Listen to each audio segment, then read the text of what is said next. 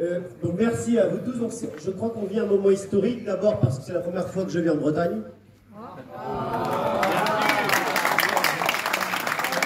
Vous êtes tellement fiers de votre région que vous vous demandez si je suis un crétin des Alpes ou si j'ai grandi dans une grotte, mais effectivement c'est vraiment la première fois que je viens en Bretagne, donc je vous remercie de m'avoir invité.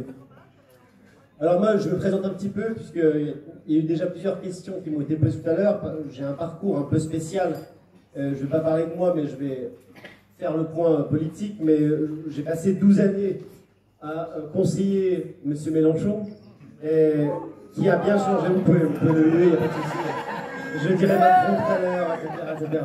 On va huer tout le monde ce soir, pour vous expliquer un peu les changements qui ont eu lieu chez eux et pourquoi aujourd'hui la NUPES s'inscrit clairement dans la déconstruction et dans la destruction de tout.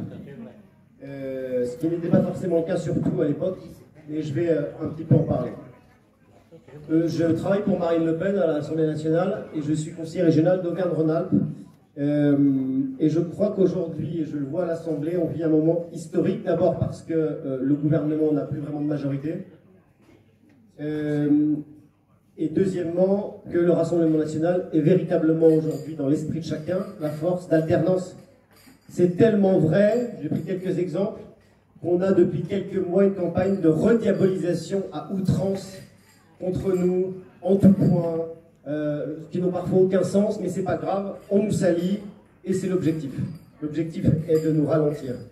Ça va arriver chez vous, dans toutes les fédérations, sur les tweets, ils vont tout chercher, le système va tout faire pour ne pas que nous parvenions à prendre l'Élysée.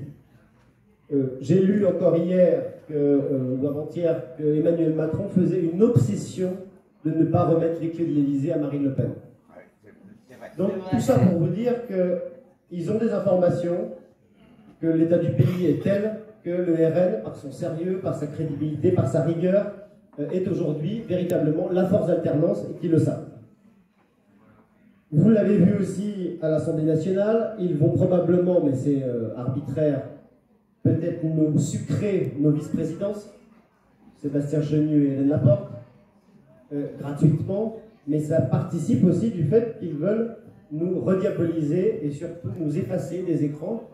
Au départ, ça leur faisait plaisir en disant « Regardez, on est démocrate, on va travailler avec l'URL ». Aujourd'hui, par notre sérieux, ils ne veulent plus nous voir.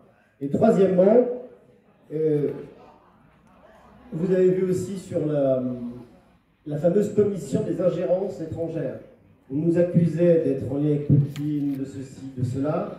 Dans cette commission, les services secrets, Tracfin, le ministère des Finances, le ministère de l'Intérieur, la commission des comptes de campagne ont tous dit que nous n'avions aucun lien, ni le RN, ni d'ailleurs tous les partis.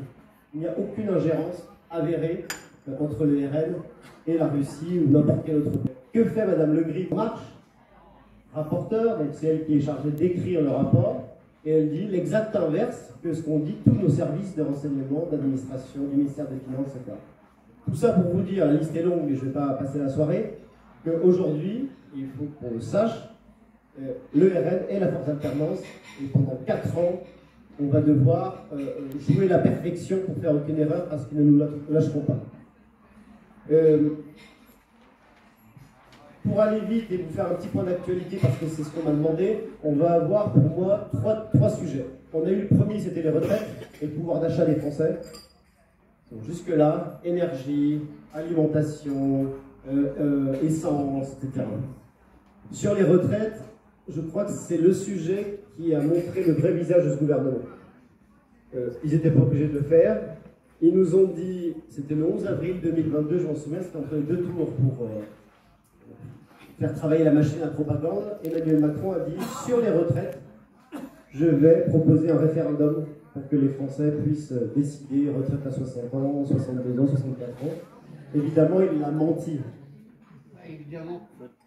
Ensuite, ils nous ont dit, on va faire de la pédagogie. Je rappelle que pédagogie, pour les Français, pédagogie, c'est, étymologiquement parlant, c'est en grec, la personne qui ramène les enfants à ses maîtres. Hein. Donc, ils ont cessé de dire on va être pédagogique avec les Français, ils ne comprennent pas vraiment, etc. Plus ils ouvraient la bouche, moins les Français étaient d'accord avec leur projet. Troisièmement, ils nous ont promis 1200 € de retraite minimale, je ne sais pas si vous vous en souvenez, pour 2 ou 3 millions de personnes. Finalement, c'est 10 000 personnes, là aussi, énormément sombre. Donc ça a révélé finalement chez eux, ça part du référendum et ça finit par un vieux 49-3 sans vote. Je crois qu'ils ont donné vraiment le cadre et la perspective qu'ils voulaient pour ce mandat-là.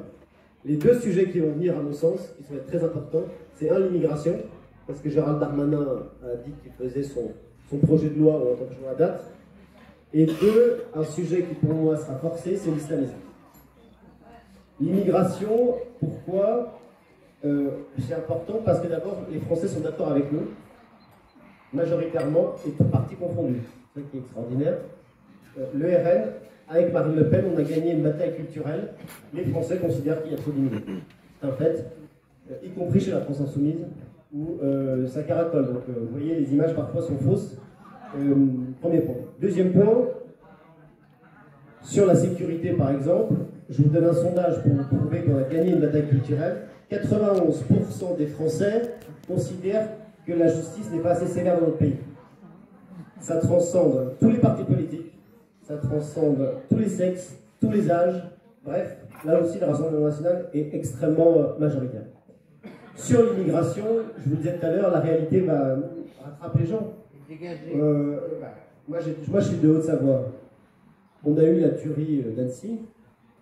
Et quand on va sur les plateaux, ça commence à être affligeant. On nous dit, mais peut-être qu'il était fou. Oui, peut-être. Peut-être qu'il avait eu un droit d'asile en Suède. Ouais, peut-être. Oui, mais il est chrétien. Ouais, peut-être. Mais en fait, la base n'est pas évoquée. Il n'a rien à faire chez nous. Voilà. Parce que il est irrégulièrement sur le territoire français. Et ça, on ne peut pas en parler. Le maire d'Annecy, il nous parle d'unité, de fraternité, mais qu'est-ce que ça vient faire là? Économiquement aussi, c'est important parce qu'ils sont en train de nous jouer la petite musique selon laquelle les Français ne veulent pas travailler sur des métiers compliqués et difficiles. C'est complètement faux aussi. Sachez qu'il y a un rapport de l'INSEE qui est sorti. Il y a 2 fois plus de chômage chez les populations immigrées que chez les populations sans lien avec l'immigration. Donc dire les immigrés font les métiers en tension les plus difficiles, c'est faux. C'est objectivement faux, les chiffres sont faux. Ça, c'est pour le chômage. Mais quand on compte chômage plus inactivité, vous avez par exemple les immigrés du Maghreb qui montent à 40% d'inactivité de chômage. Donc, je ne veux pas cibler telle ou telle population, c'est juste que je dis, leur discours est complètement faux. Les immigrés ne sont pas là pour... c'est un conte de fées qui nous sort à chaque fois. Et le MEDEF et les grands patrons jouent à chaque fois la même chose. Hein. Je regardais le lobby qui faisait pro-immigrationniste. J'ai travaillé à l'Europe, c'est la même chose, ce sont toujours les mêmes, ceux qui poussent aux agendas des pactes migratoires répartis en France. Il y a toujours les fédérations des grands patrons. Je regardais en Suisse, parce que je suis frontalier, là-bas ils peuvent faire des référendums sur tout, pour ou contre l'immigration.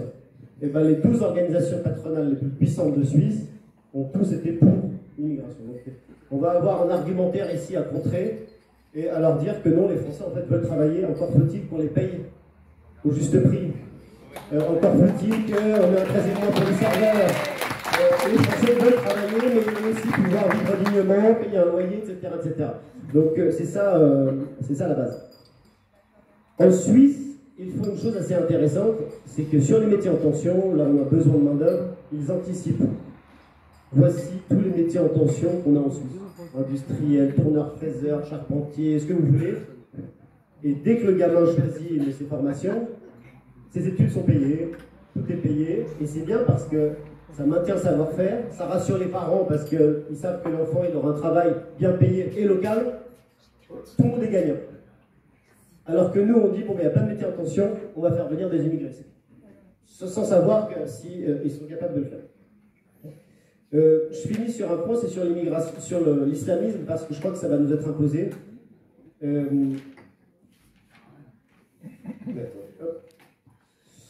Sur l'islamisme, parce qu'on va poser des questions, mais pourquoi tu as changé avec Mélenchon, etc.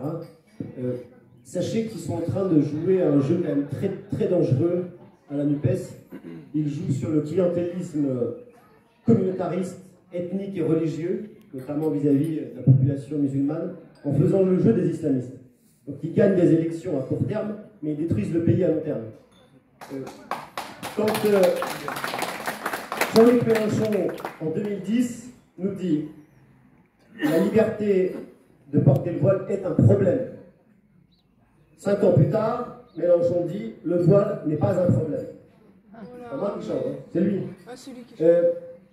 Sur le mot islamophobie, Mélenchon 2015 écrit « On a le droit d'être islamophobe en France parce qu'on a le droit de critiquer une religion, on a le droit d'avoir peur dans les religions, c'est un droit, on a le droit de caricaturer, c'est un droit. » 5 ans plus tard, il manifeste avec le CCIF et les islamistes contre l'islamophobie.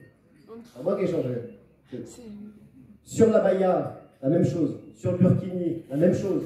Il disait que sur le burkini, c'est un affichage militant, islamiste. Et le voilà aujourd'hui à défendre Éric Piolle à Grenoble, qui se roule par terre pour imposer le burkini dans les piscines municipales. Donc on voit qu'il y a un vrai changement chez eux. Ils jouent la carte électorale. D'ailleurs, ils ont réussi. Hein. Seine-Saint-Denis, 50% au premier tour. Hein. 50%. Même Mitterrand, Marchais réunis, c'est 50%. Et vous voyez les chiffres. Quand je vous dis que la réalité va rattraper les professeurs et le reste. À l'école, on a eu 3180 atteintes à la laïcité, 2022. Donc en fait, poussé par un islamisme politique. Il n'y a pas 365 jours, 180 jours d'école. 3000 atteintes pour 180 jours d'école en 2022. Ça vous donne la proportion. Exactement. Avril, plus 25% d'atteinte à la laïcité. Et on voit véritablement chez eux qu'il y a une stratégie et que la gauche ne la voit pas ou fait semblant de ne pas la voir. Quand on fait le compte, les islamistes ont dit on veut avoir un carré musulman dans les cimetières. Pas avec vous. On veut le halal dans les cantines. Pas avec vous. On veut le voile à l'école. Pas avec vous. On veut le burkini dans les piscines municipales. Pas avec vous. On veut des horaires différenciés entre les hommes et les femmes comme c'est à Rennes. C'était le cas, c'était les premiers d'ailleurs, les Bretons, à faire ça. Vous avez Jacques Lang et Najat Vallaud-Belkacem qui veulent que l'arabe littéraire soit en deuxième langue au collège. Je vous rappelle qu'en plus, alors ils disent que c'est l'immigration parce que c'est complètement faux. Les Algériens, ils ne parlent pas l'arabe littéraire. L'arabe littéraire, c'est la langue du Coran. Hein. C'est juste pour vous montrer qu'il y a quand même une propagande énorme et qu'on suit finalement la logique islamiste. Les seuls qui avons le courage de résister à ça, c'est nous, parce qu'on n'a pas peur d'être taxé d'islamophobe, on n'a pas peur d'être taxé d'être anti je ne sais quoi, caricature et compagnie. La gauche aujourd'hui a fait une erreur monumentale, c'est qu'à force de manifester contre l'islamophobie, à force de se tenir aux côtés du CCIF, ils ne peuvent plus aujourd'hui défendre Charlie Hebdo ou des caricatures. Ils ne peuvent plus aujourd'hui ouvrir la bouche quand il y aura une burqa qui va vouloir rentrer puisqu'ils vont être taxés eux-mêmes d'islamophobie. Ils se sont mis dans un piège, nous on n'a pas peur, on est courageux et moi je vous demande vraiment de vous tenir prêts parce qu'on ne sait pas ce qui peut se passer. Vous savez, parfois il y a des révoltes, il y a des sursauts électoraux comme on l'a vu en juin dernier.